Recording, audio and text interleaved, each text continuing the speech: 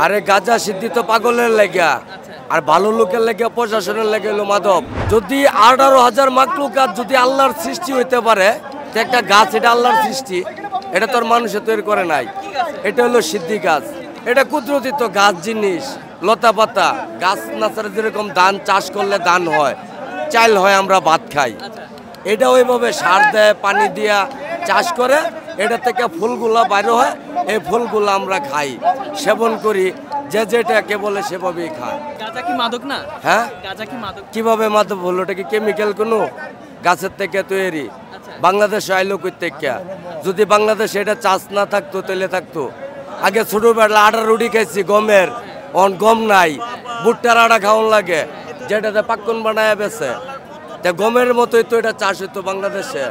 ঠিক আছে, এটা হলো সিদ্ধি গাছ।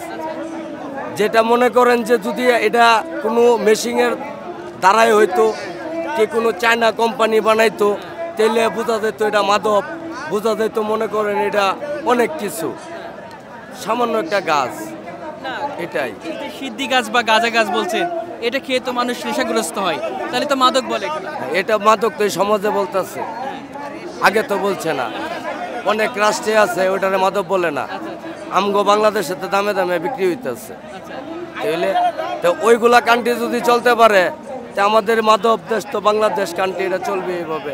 তারা তো কি বলবে বলেন, তাদের কোনো ব্যর্থতা নাই, এটা পাগল ঢুকে গেছে গা, মেলাটা জমে গেছে। এখন তারা যদি একটা বাইরে দূর করিয়া পাগল করে উশৃঙ্খল করিয়া, এই সিদ্ধিটা খালি আমরা পাগলরাই খাইতেছি না, আপনি ভিতর দিকে মুখ করবেন, ভালো ভালো সাধুরা সেবন করতেছে। ঠিক আছে, পাগলরা খায় না, শুধু পাগলরা খায় না, কিছু সাধু দেখবেন, সব সাধু সাদা জিন্দা মরা, ওরা বইয়া খালি আল্লাহর কালাম বাণী ওগুলাই শুনতেছে।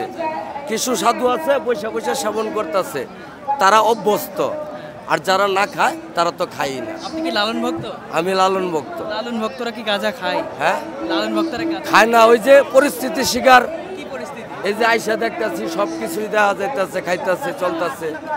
মন তো হইলো গরির কাটা, মন রে মন শখ কর, শখ করলে তো না করে, মনের সাথে যে এই খাচ্ছি, এই যে এখানে খাচ্ছি, আবার দেশে যা খাবো না, ছেড়ে দেবো, এই ডাকাতি খানা। কতদিন বিক্রি করেন এগুলা?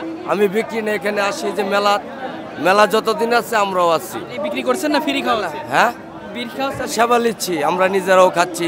আপনি বসবেন ভাই, আমরা প্রিপারেশনে আসছি একটু ঘুরতে, কেমন লাগে আমরা একটু খাই, এই নেন খান, সমস্যা নাই। আপনি বানাই দিবেন, ওরা খাবে? হ্যাঁ খাবে, আপনারাও বানাই। পয়সা দেয় আপনাকে? হ্যাঁ, টাকা পয়সা দেয়? আরে টাকা পয়সা কি দিবে, এটা তো আর মনে করেন যে দরের জিনিস না যে টাকা পয়সা দিয়ে বিক্রি করব। টাকা পয়সা দিয়ে বিক্রি করলে হলো কি, ওইটা গাঁজা বেচার ব্যান্ডার হয়ে গেল, ব্যান্ডার হয়ে গেল। আমরা আছি কি পাগল সাধু সঙ্গ করার জন্য। এই তো দেখা যায় না, যদি লাইট দেখাইতে পারতেন দেখতেন সবই সাধু, পাগল হইলো বাইরে সাইডে। ঠিক আছে, এই হলো কথা ভাইয়া। তাহলে এই যে এত টাকার এই যে বাঁশি এবং গাঁজা বা সিদ্ধি, এগুলো কোথা থেকে কিনছেন? এগুলি সব এখানেই পাওয়া যায়, সব এখানে পাওয়া যায়। নিজেরা খাচ্ছেন আবার বিক্রিও করছেন একটু নাকি?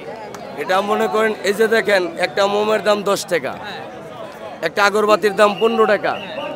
সন্ধ্যার থেকে যদি বাতিটা জ্বালানো হয় একটা আসনে, না হলো 3 থেকে 400 টাকার বাতি জ্বলে।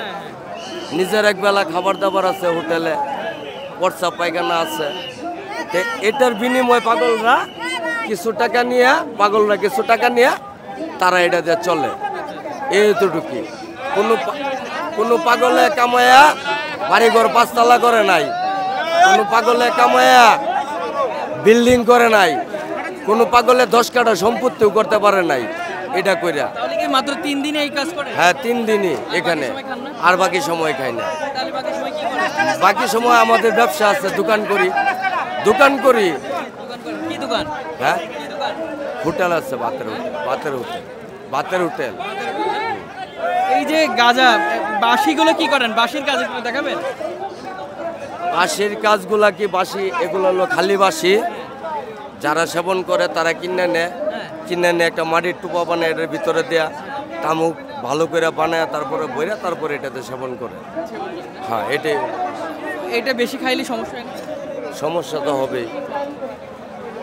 চুত্রা পাতা শরীরে ঘষা দিলে জ্বলে, দুত্রা গুঁড়া খাইলে পাগল হয়, অতিরিক্ত সিদ্ধি সেবন করলে পাগল হবেই, বুঝেন না? অতিরিক্ত সেবন করলে পাগল হবেই। তাহলে আপনারা কিন্তু শুধু পাগলরাই খাচ্ছেন, সবাই খাচ্ছে। সবাই খাচ্ছে। টাকা দিয়ে কি আপনি বিষ কিনে খাইবেন? খাইবেন না। কিসের জন্য খাবেন? একটু এনজয়ের জন্য। আপনি একটু সেবন করবেন, গান শুনবেন, মানসিক চিন্তা দুর্বলতা এটা আমরা যাব না। আপনি বাবের দেশে আইবেন, বাবের দেশে থাকবেন। কেউ এসে যদি বলে ভাই টাকা নেই, তাহলে কি করবেন? হ্যাঁ, খাওয়ার সমস্যা নাই।